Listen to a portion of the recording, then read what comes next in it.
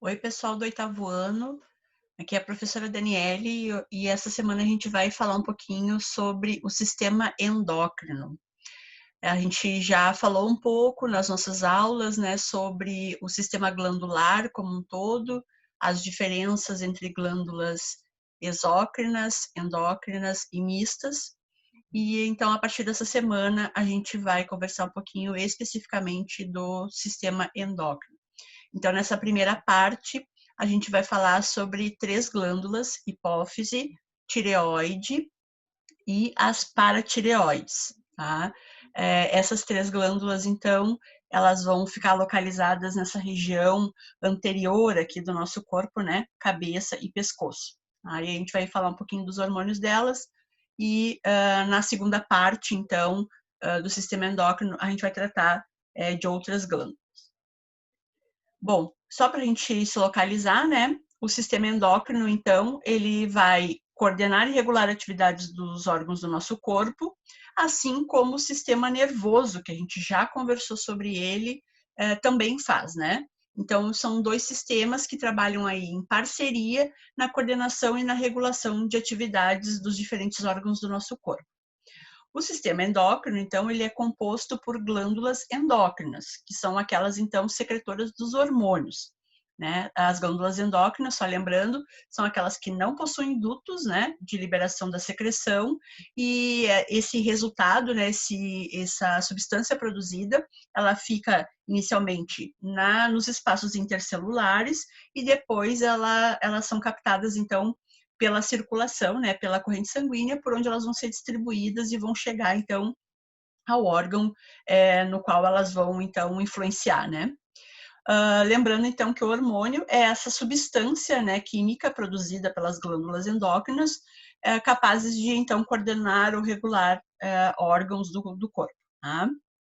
Aqui eu coloquei, então, aqui embaixo, todas as glândulas que a gente vai conversar nas nossas aulas. Então, hoje, nesse vídeo, né, a gente vai falar sobre hipófise, tireoide e paratireoides, e no próximo vídeo, adrenais, né, que também são chamadas de suprarrenais, porque elas ficam logo acima dos rins, pâncreas, testículos e ovários. Bom, aqui a gente tem uma visão geral, então, da posição de todas essas glândulas que estão ali, né? Então, aqui a hipófise ou pituitária é uma glândulazinha lá na base do encéfalo, né? Ela fica junto ao hipotálamo e vai sofrer uma grande influência, né, dessa parte, então, do encéfalo. Aqui a gente tem essa outra glândulazinha pineal que, a princípio, a gente não vai conversar muito sobre ela, mas ela vai nos ajudar a controlar o nosso ritmo circadiano, ou seja, por que a gente tem mais atividades durante o dia e a gente se sente mais sonolento, né? Reduz o metabolismo durante a noite. Depois a tireoide e as paratireoides, que ficam nessa região do pescoço, as adrenais ou suprarrenais, o pâncreas, né? Que é essa glândula aqui bem volumosa. Depois, mais para baixo, então, testículos nos homens e ovários nas mulheres. Bom, a gente vai começar pela hipófise, que também é chamada de pituitária. Essa glândula, ela ganha, né, uma titulação super importante, ela é chamada de glândula mestre, porque ela vai produzir, armazenar e secretar hormônios reguladores da atividade de vários órgãos do nosso corpo, mas principalmente das atividades de outras glândulas, sejam elas endócrinas ou exócrinas. Então, ela vai ter hormônios que vão influenciar, né, que vão regular as atividades de outras glândulas, por isso que ela é chamada de glândula mestre. Ela vai ter a sua atividade controlada pelo hipotálamo. O hipotálamo a gente viu lá no sistema nervoso, né? Tem um videozinho também gravado sobre o sistema nervoso. Ele é uma região do encéfalo que normalmente está relacionada às nossas sensações, né? Fome, saciedade, sede, né? Então, calor, frio, ele está relacionado às nossas sensações. E ele, então, produz substâncias neurosecretoras e essas substâncias, então, influenciam a atividade da hipófise ou pituitária. A hipófise, ela vai possuir duas regiões, uma chamada adenohipófise, que é a região anterior Aqui embaixo, então, tem uma ampliação da hipófise. Essa região aqui é o hipotálamo, né? Que é uma região, então, do encéfalo, uma região do sistema nervoso. E aqui a gente tem, então, a hipófise pituitária. Essa região aqui, né? Esse lóbulo aqui, ele é o lóbulo anterior. Ele, então, vai ser chamado de adenohipófise, né? Essa região aqui, ela é composta de células, então, epiteliais glandulares e possui, então, a capacidade de produzir a secreção hormônio, né? Essa região vai ter a produção de muitos hormônios. A hipófise, ela é uma glândula que produz muitos hormônios, já que ela tem essa função de mestre, né? E de grande influenciadora, né? De outras partes do corpo. A região posterior, que é essa aqui, ela está diretamente conectada, as duas estão, mas essa aqui mais conectada com o hipotálamo, ela é a região posterior, ela não produz hormônios, ela é formada aí de células nervosas. E ela então vai armazenar os hormônios produzidos pelo hipotálamo e fica responsável de secretar esses hormônios quando ocorre então a necessidade de influência dos órgãos, né, aos quais esses hormônios vão regular a atividade. Então, na sequência agora aqui, a gente vai ver que hormônios são esses, tá? Aqui a gente tem os principais hormônios da hipófise ou pituitária, ela produz outros também, mas aqui a gente colocou nessa imagem, nesse esquema aqui bem legal, sobre, então, os principais, tá? A região neuro, ó, lobo posterior, né? Aqui vai estar o hipotálamo aqui em cima. A região neuro, ela vai ter dois hormônios. Lembrando que os hormônios da região neuro, da hipófise, eles são produzidos pelo hipotálamo e ficam armazenados nessa região e ficam sob responsabilidade da hipófise da sua liberação, da sua secreção. Que hormônios são esses? A ocitocina, que vai então ter influência sobre a glândula mamária, depois que o nenê nasce, ela provoca contrações da glândula mamária, fazendo com que o leite então seja expulso, né, seja exteriorizado. E ela também vai ajudar a mulher na hora do parto, porque ela vai promover o aumento das contrações do útero e vai aumentar a dilatação e, consequentemente, facilitando a passagem do nenê na hora do parto. Tá? Então, ele é um hormônio muito importante aí para a concepção, né, para o momento do nascimento e depois para as primeiras horas e para as horas seguintes aí, os dias e meses que o nenê vai precisar do leite. Nos homens, né, como eles não têm essa questão do desenvolvimento da glândula mamária e das contrações uterinas, já que eles não têm útero, eles vão funcionar, assim como nas mulheres também, né, fora do período em que ela está, então, com o bebê, né, ele vai funcionar como um hormônio de prazer, ele proporciona, então, felicidade, né, satisfação, e aí, então, ele funciona com essa outra atribuição em homens e mulheres também. O outro hormônio da neurohipófise é o antidiurético, ele é chamado também de vasopressina. A sigla dele é ADH, é uma sigla em inglês, né, para o hormônio, mas o que ele faz? Ele estimula lá os túbulos renais do néfron, a gente já falou também sobre o sistema urinário e vimos, né, como é que se dá essa organização do néfron e o papel dele na produção da urina e na filtração do sangue, principalmente.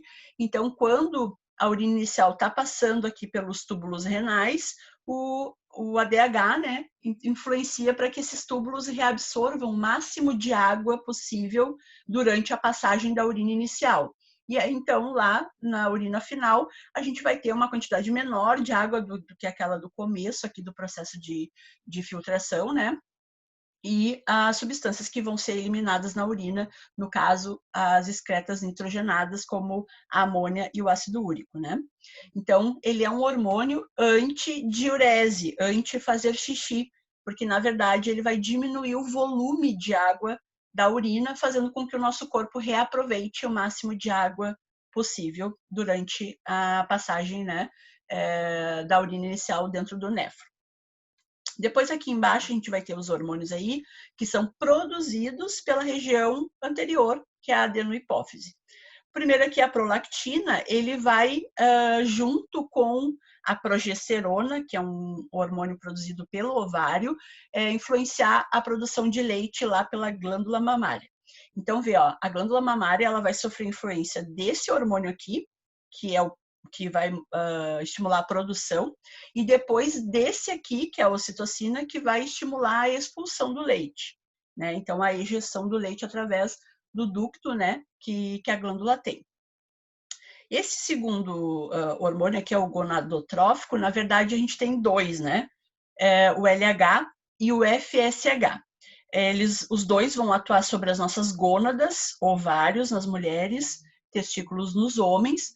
O LH ele tem uma função na mulher relacionada à produção do estrógeno, da progesterona, que é um hormônio super importante ali durante o momento do início da gestação e da manutenção da gestação, né, para que a criança, então, fique em desenvolvimento dentro do útero.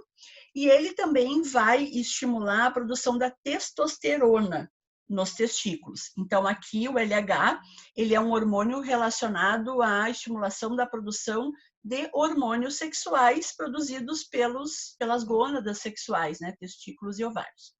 O FSH vai ter funções diferentes. Na mulher, ele vai estimular a produção do estrógeno, que é o principal hormônio feminino, né, que vai dar as características, inclusive femininas, como o corpo mais arredondado, a voz mais fina. Depois, quando a gente for falar de ovários, a gente vai ver bem essas características.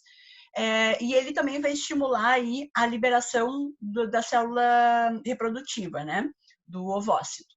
Nos homens, ele vai influenciar a formação dos espermatozoides. Então, o FSH nos homens, espermatogênese, né, que é a formação dos espermatozoides. Na mulher, liberação do ovócito e produção do estrógeno. O LH, produção da testosterona nos homens, produção da progesterona nas mulheres. O tireotrófico, que é o TSH, vai influenciar o bom funcionamento da tireoide, que a gente já vai falar sobre ela na sequência, né? Então, para que a tireoide execute a sua função e produza seus hormônios adequadamente, ele tem, então, um comando inicial aqui, né, uma estimulação inicial do TSH, que é produzido pela hipófise. O adrenocorticotrófico é aquele que vai influenciar o funcionamento da suprarrenal, que é uma glândula que a gente vai ver no próximo vídeo, né? Vai, então, ter influência sobre essa glândula que fica sobre os rins, por isso que ela é chamada de suprarrenal. E o último aqui é o GH, que é o somatotrófico, que tem influência aí sobre os ossos, as cartilagens e os músculos. E esse hormônio aqui, ele é também chamado de hormônio do crescimento. Então, ele vai estimular que as nossas células, né, aumentem numericamente durante a fase do crescimento e promova também a formação adequada dessas estruturas aqui, que estão relacionadas aí à nossa sustentação corporal. Então, aqui a gente tem uma visão geral, né, rapidamente, dos hormônios da hipófise ou pituitária.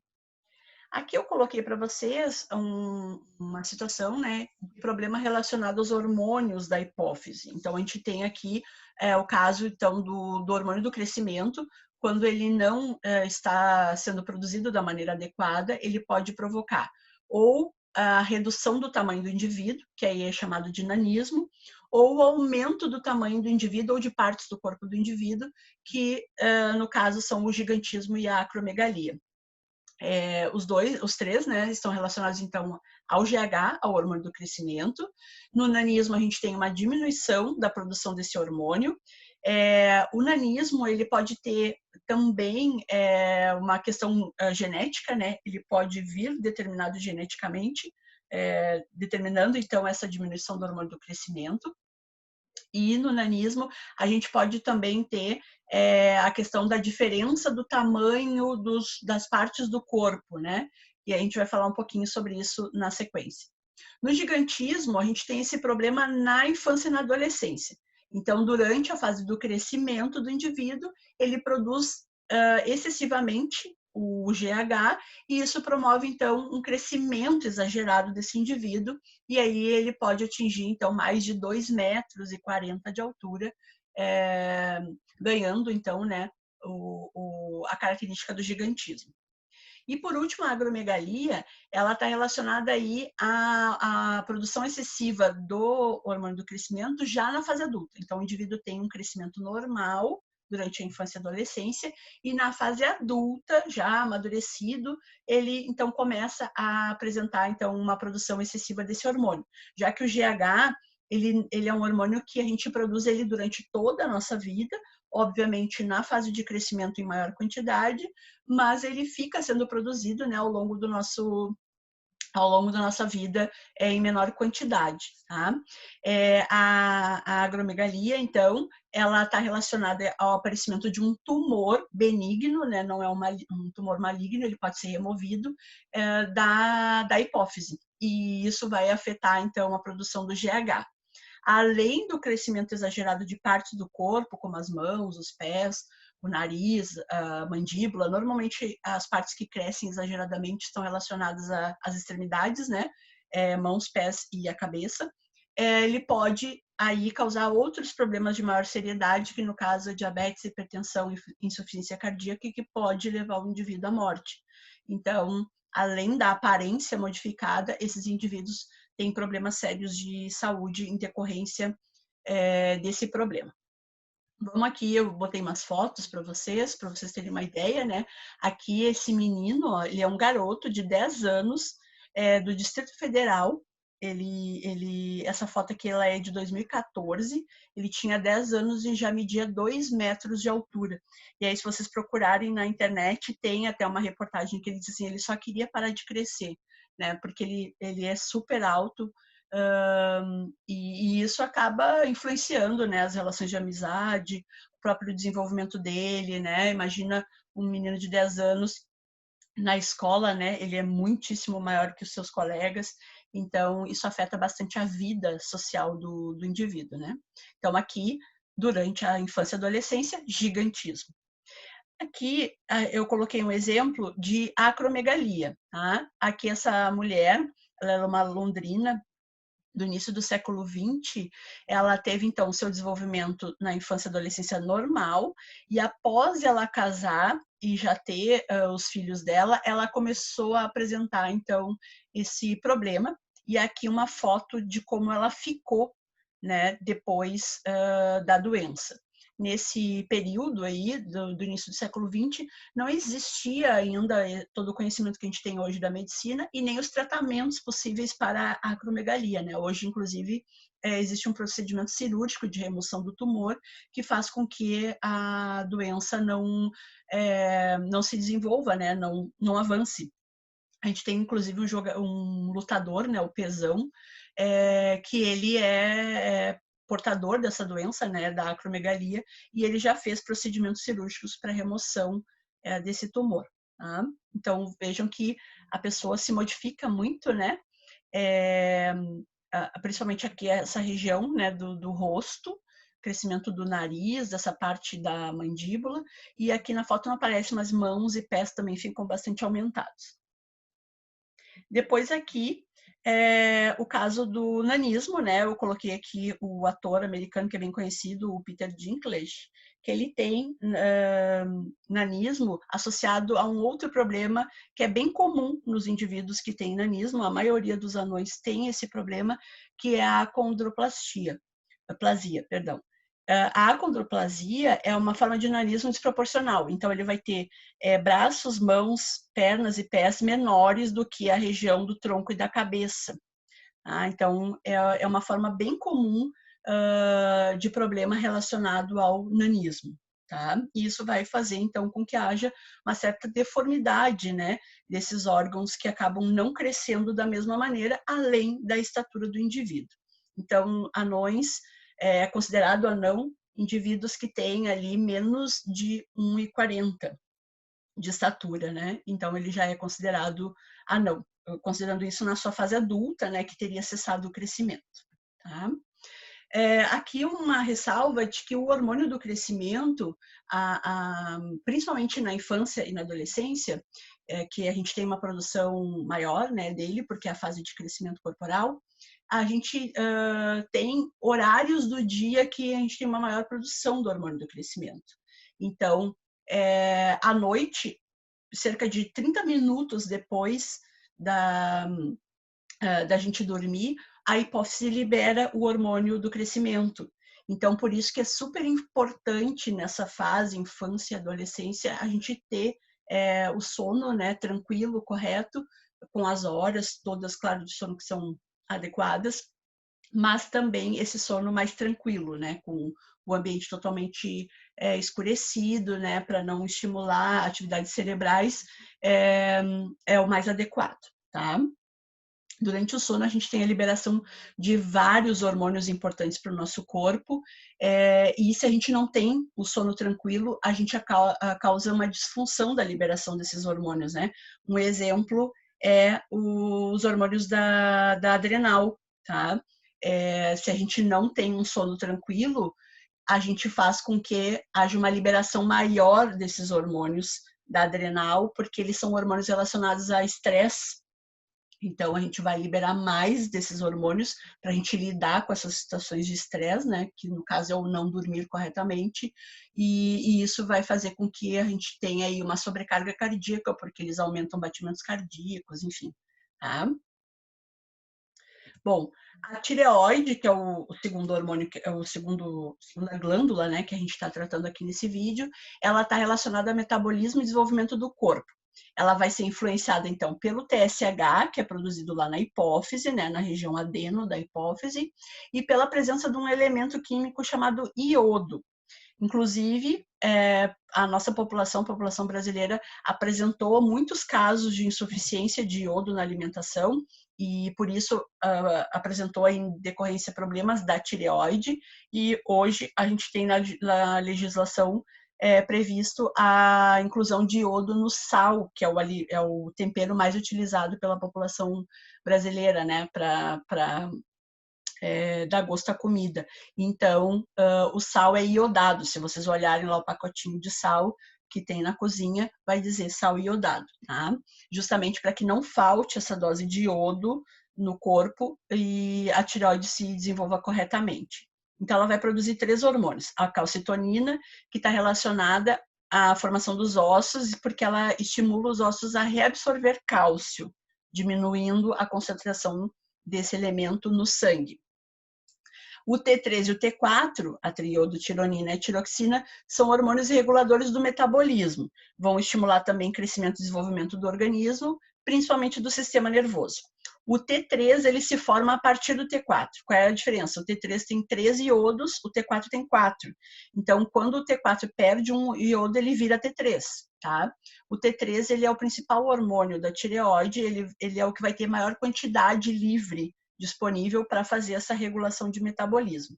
Então, aqui na imagem, né, a tireoide ela fica envolvendo a nossa laringe na região aqui do pescoço, né? Então, ela é essa glândula aqui da região do pescoço. Problemas da tireoide: o hipotireoidismo e o hipertireoidismo. Então, o hipotireoidismo, a gente vai ter diminuição ou parada total da produção do T3 e do T4. Isso vai desacelerar o metabolismo. Quais são os sintomas de problemas relacionados à diminuição do T3 e do T4? Sonolência, cansaço excessivo, diminuição dos batimentos cardíacos, aumento da taxa de colesterol, porque quando a gente tem metabolismo adequado, a gente gasta mais, né, as gorduras. Então, se a gente tem isso reduzido, a gente vai aumentar a taxa de gordura disponível, ganho de peso em consequência disso, e em alguns indivíduos pode provocar também a depressão. Nesse caso aqui do hipotireoidismo, a gente também pode ter, em algumas situações, o aparecimento do bócio. O bócio é um inchaço do pescoço em decorrência da inflamação da tireoide na ausência do iodo. Tá? Mas o bócio, ele pode também vir em decorrência do hipertireoidismo, porque a disfunção da tireoide pode causar uma inflamação dela e provocar o seu inchaço, o seu crescimento, tá?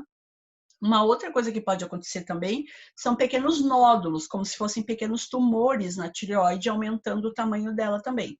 Então, o bócio, ele pode estar relacionado ao ou ao hipertireoidismo, mas nem sempre ele está relacionado, tá? O hipertireoidismo, então, é a produção excessiva do T3 e T4 e isso vai acelerar o metabolismo. Sintomas: aumento dos batimentos cardíacos, nervosismo, aumento da sudorese, pode provocar insônia e a perda de peso com aumento de apetite. Então, o metabolismo mais acelerado faz com que esse indivíduo, então, comece a perder peso, né? E o metabolismo desacelerado faz com que o indivíduo aumente o peso. Tratamentos. Nos dois casos, o uso de medicação. Sempre no primeiro momento vai ser tentado o uso de medicação para que haja o controle, né, da produção dos hormônios, tá? No caso do hipotireoidismo, esse uso da medicação é para que haja, né, o funcionamento da tireoide e a estimulação do metabolismo, já que o T3 e o T4 não estão sendo produzidos por ela.